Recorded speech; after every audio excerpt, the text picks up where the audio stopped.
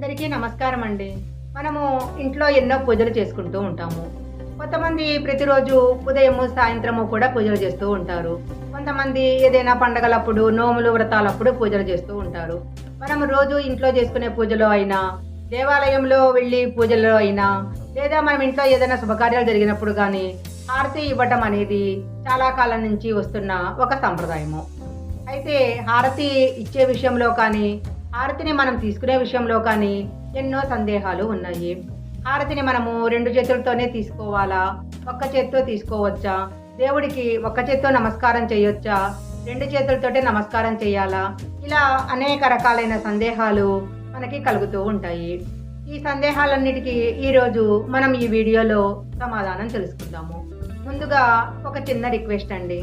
మీరు కనుక మా ఛానల్ మొదటిసారి చూస్తున్నట్లయితే మా ఛానల్ని సబ్స్క్రైబ్ చేసుకోండి.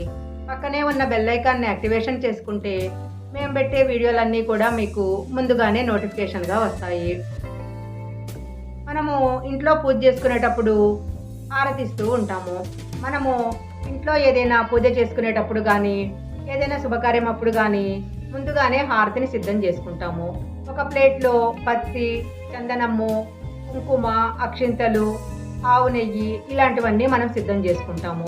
పత్తి చాలా స్వచ్ఛమైనది, దీంట్లో ఎలాంటి కల్తీ ఉండదు.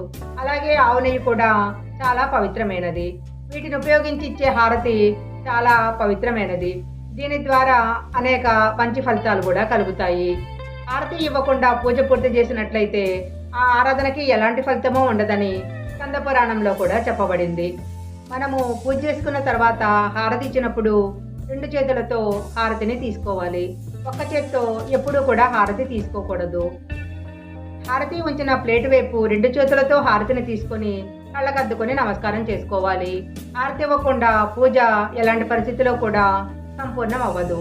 మంత్రాలు లేకుండా, మంత్రాలు చదవకుండా, సరిగా మంత్రాలు గనక చదవనట్లయితే పూజ అసంపూర్ణం అవుతుంది. అయితే ఎలాంటి మంత్రాలు చదవకపోయినా కూడా హారతి కనుక మనస్ఫూర్తిగా ఇచ్చినట్లయితే ఆ పూజ సంపూర్ణమవుతుందని స్కంద పురాణంలో చెప్పబడింది. కొంతమంది దేవుడికి ఒక్క చేత్తో నమస్కారం చేసుకొని హడావుడిగా వెళ్ళిపోతూ ఉంటారు.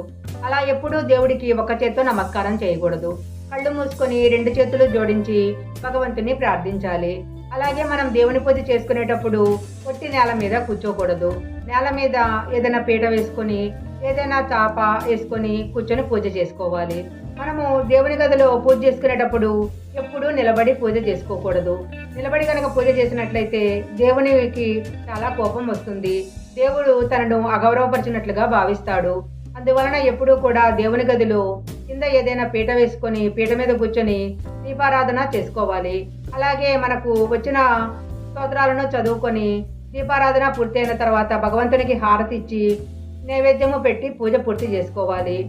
ఈ విధంగా మనము దీపారాధన చేసుకున్నప్పుడు, హారతి తీసుకునేటప్పుడు, దేవునికి నమస్కారం చేసుకునేటప్పుడు సరి అయిన నియమాలను గనక పాటించినట్లయితే భగవంతుని యొక్క అనుగ్రహము మన మీద ఎప్పుడూ ఉంటుంది.